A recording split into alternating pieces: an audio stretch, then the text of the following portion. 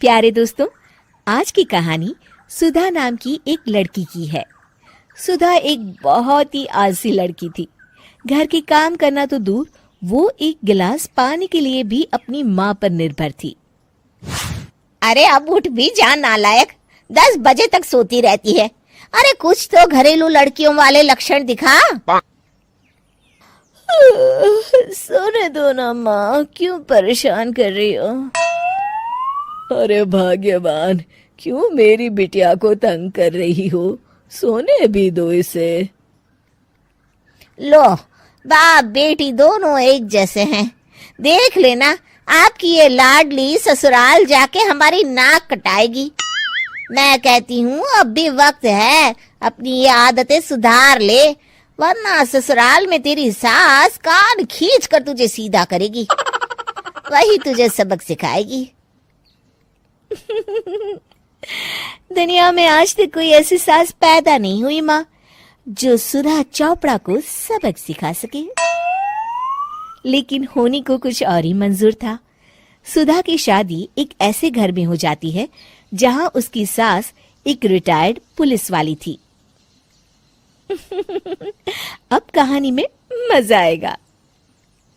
हाँ माँ, यहाँ सब बहुत अच्छा है। मेरे ससुराल के लोग भी ना बहुत मिलनसार हैं। ठीक है माँ, मुझे नींद आ रही है, फोन रखती हूँ माँ। ठीक सुबह 5 बजे। अरे जल्दी उठो भाग्यवान, वरना कयामत आ जाएगी। हैं? अरे क्या हुआ? कौन सी कयामत आ जाएगी? अरे मेरी माँ आ जाएगी। तुम नहीं जानती, इस घर में सिर्फ मेरी माँ का हुक्म चलता है। सबको सुबह 5 बजे बिस्तर छोड़कर हॉल में पहुंचना ही पड़ता है। अरे अब इंसान क्या अपनी नींद भी पूरी नहीं करेगा? यहाँ मजाक चल रहा है क्या? तभी वहां सुधा की सास आ जाती है। अटेंशन! मजाक तो तू समझ रही है बाबू, ये मेरा घर है और यहाँ हर किसी को डिसिप्लिन में रहना होगा। अटेंशन!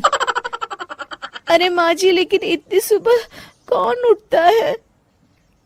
कौन होता है मतलब? हम सभी उठते हैं, रोज उठते हैं, और अब से तुझे भी उठना पड़ेगा। आखिर मैं पुलिस वाली जो ठहरी। अटेंशन!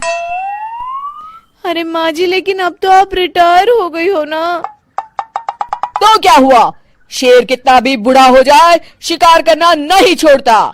उसी तरह हम पुलिस वाले रिटायर होने के बाद भी अपने अनुशासन में ही जीवन जीते हैं। चलो अब बेकार की बहस बंद करो और उठकर हॉल में चलो। अभी आधा घंटा तुम सबकी परेड चलेगी।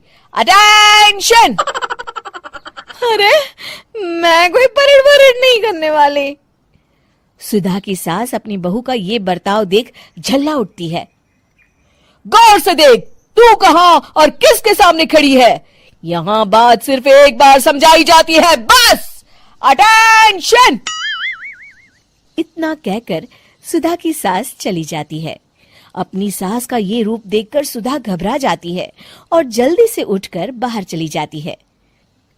उस दिन से सुधा की जिंदगी बदल जाती है। हाय, थक गई मैं तो। ये घर है या जेल? कितना काम करना पड़ता है। लाइए दीदी, 2 रोटियां और दीजिए, मुझे बड़ी भूख लगी है। ठहर जा बहू, ये तू क्या कर रही है? मैंने सबके खाने का हिसाब तय कर रखा है।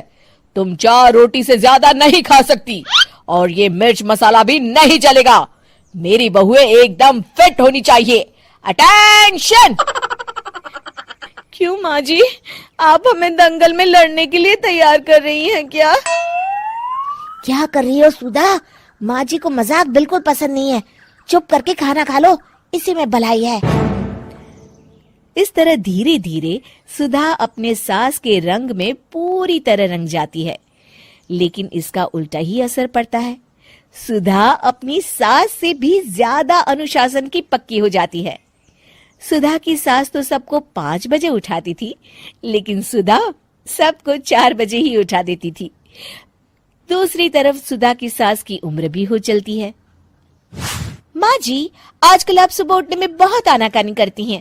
मुझे ये सब बिल्कुल पसंद नहीं है। अरे बहू, मैं तेरे हाथ जोड़ती हूँ, भगवान के लिए अब मुझे छोड़ दे।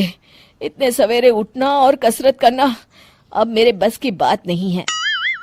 माँ जी, आप मैदान छोड़ के भाग रही हैं। आप तो पुलिस वाली हैं। अटेंशन! अरे अब कहाँ की पुलिस वाली, अब तो मैं रिटायर हो चुकी हूँ।